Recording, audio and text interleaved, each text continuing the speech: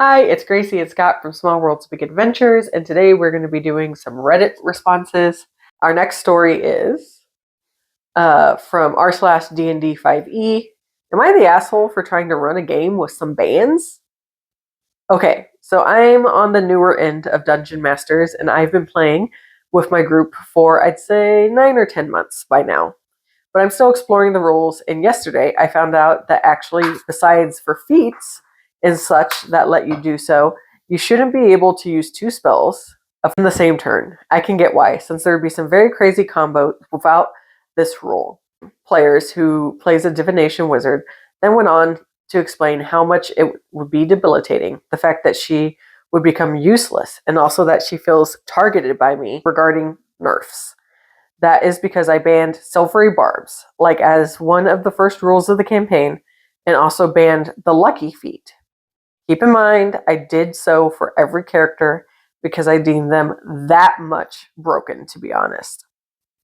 She feels like I'm targeting her. Also because doing the action I said earlier is allowed in Baldur's Gate 3. Specifically, I truly don't know what to say. It's simply not that. It's just a rule we happen to not notice so far into the game. I'm also guilty for making jokes about how broken portent is and how game-breaking, from my point of view, things like portent and clairvoyance are to the narrative, but always let her use them anyways. Truly don't know why she feels like I pulled this nerf out of thin air because I apparently hate her and want to make her character useless. Don't know what to say, really. I just want an opinion. I want to be the best dungeon master I can and don't want her thinking I'm just attempting to sabotage her. The edit says, thanks everyone that took some time to chit-chat under the post. It helped me a lot to make my mind cleared about what I should do to try and fix this situation. I really needed it. What are your thoughts? You got a few kind of individual things going on here. So he's basically banning 2 things at his table, but he's banning them for all characters. Yep. The lucky feat, it's a basic feat out of the regular player's handbook, so banning that is a little hard-handed in my opinion. I've never really had a problem with lucky. I don't run into parties that have every character take it, so that's not that big a problem. It can be a little strong, even if one person takes it and remembers they have it and continue to use it. Remembers they have it is a huge thing. I have a player who almost never uses it because he forgets that he has the ability. But in another campaign, we've been using it. I think they've used every charge every day that we've done it. And I've heard of parties where every player takes it, and that can be kind of game breaky. But don't play the game like that. Yeah. I wouldn't ban it at my table, but unless the players were abusing it. Yeah. So to ban it just outright is kind of, in my opinion, not that great. The other one is Silvery Barbs.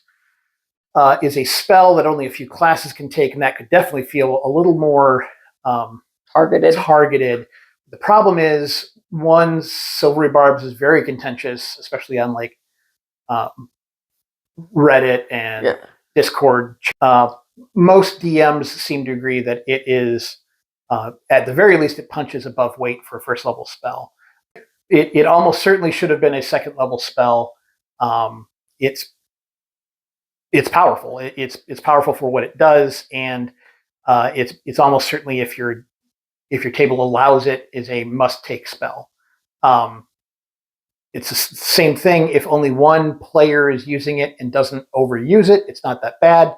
If every spellcaster at your table has it, it is worse than the lucky feat at the end of the day.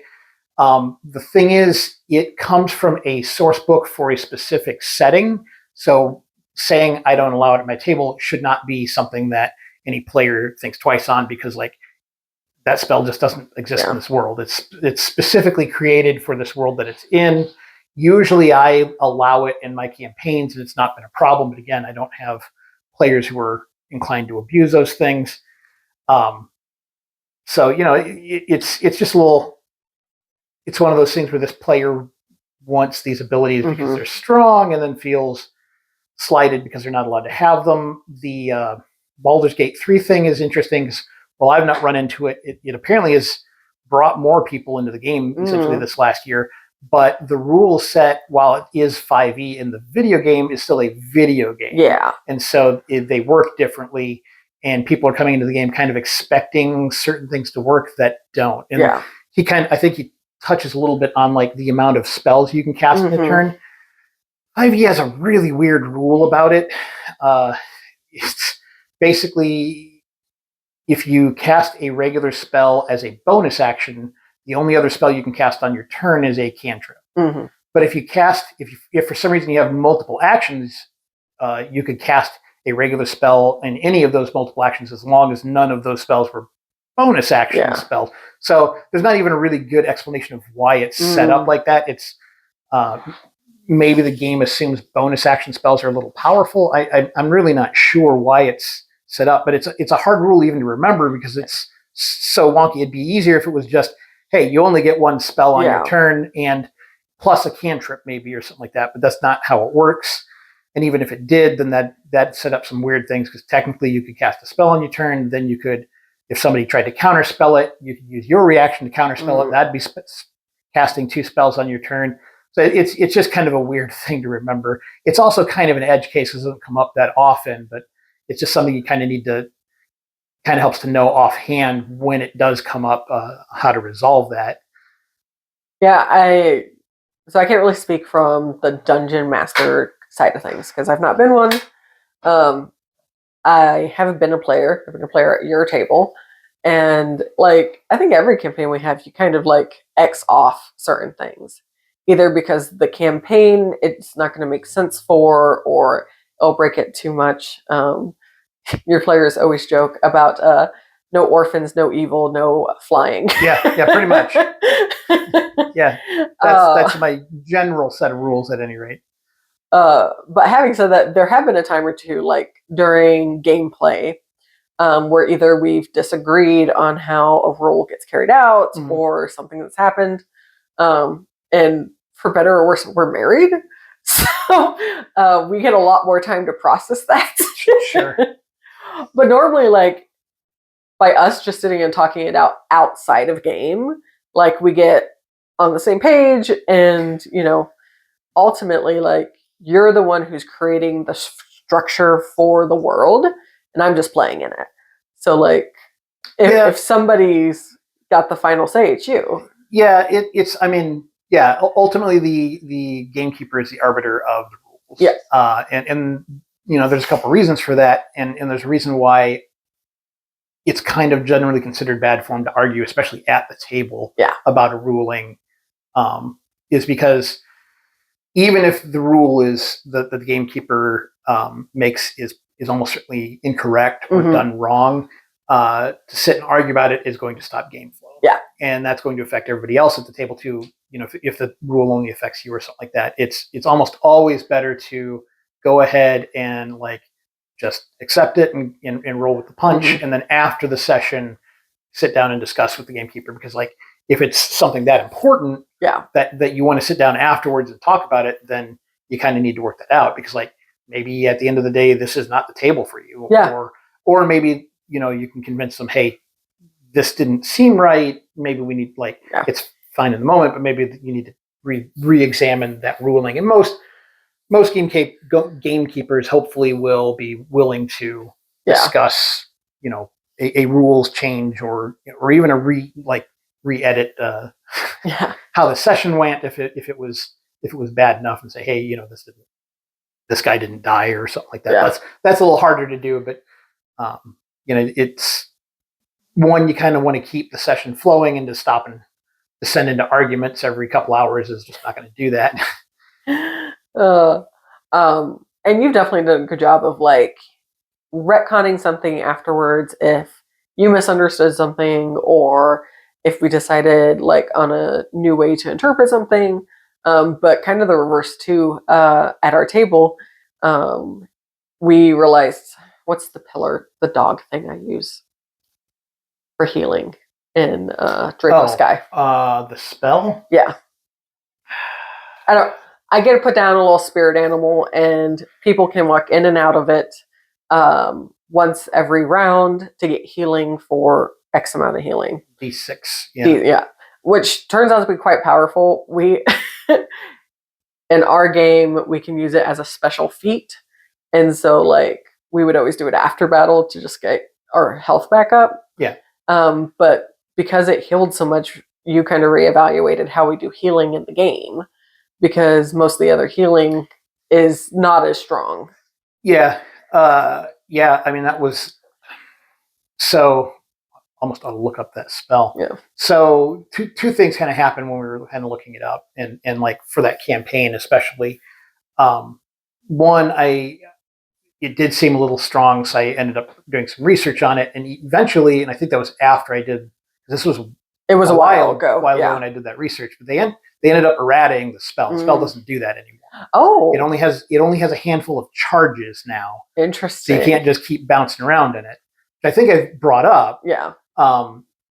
But the thing that kind of got pointed out when I was researching the spell was the healing spells in 5e are just terrible. Yeah. If you're looking at it from a mathematical point of view, spells do a lot more damage than they do healing, and so it makes basically 0 sense to actually heal rather than do damage. Yeah. If you're talking about like just straight up numbers fighting numbers, and it also kind of leaves healing spells in a spot where they basically are better off bringing somebody back from the dead than trying to preemptively heal them to stop them from dying. So what we do in our campaigns, pretty much all of them that we're playing currently, is any dice used for healing gets doubled, almost like a crit. The other thing was, I know when I had brought up the errata to the spell, but I decided not to change that for your spell because your spell isn't a feature of your class. Yes, it's a thing I get to do once a day. It's a homebrew thing that we have that comes with a penalty for it, and I decided that with the penalty and the restriction on it, it was fine basically leaving it as it is. So for that campaign, we left it for if somebody were, because it's a druid ranger spell, I believe. If somebody was to take that and use it, I would use the charges because again, even at that, it's still too powerful. Yeah. I think in general, like for this DM and his player, like they just need to sit down and talk about it. Like, yeah, the two things it sounds like, and he wasn't explicit on all of them. If you're going to have restrictions in your game, those should be a session 0 thing. Yes. I don't allow the luck feat, and I don't allow the other the spell. Should have been brought up in session 0, and that should have basically been the end of it. If you don't want to play in that campaign, don't play in that campaign.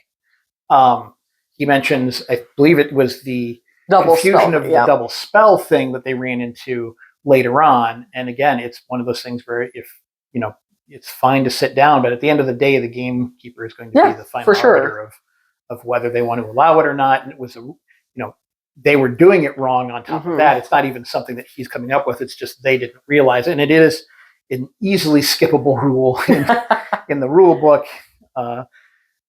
So, they need to sit down and kind of talk about it. But at the end of the day, he's got to run the table how he feels it ought to be run. Let us know what you guys thought of this story and whether or not the DM did a bad with the ban of these items, or if you thought he was doing pretty good. If you enjoyed hearing this story and you want to hear more about our Dungeons and Dragons campaigns, board games, go ahead and subscribe. And if you hit the notification bell, you'll be notified the next time we upload. But since there's nothing else, we'll see you next time.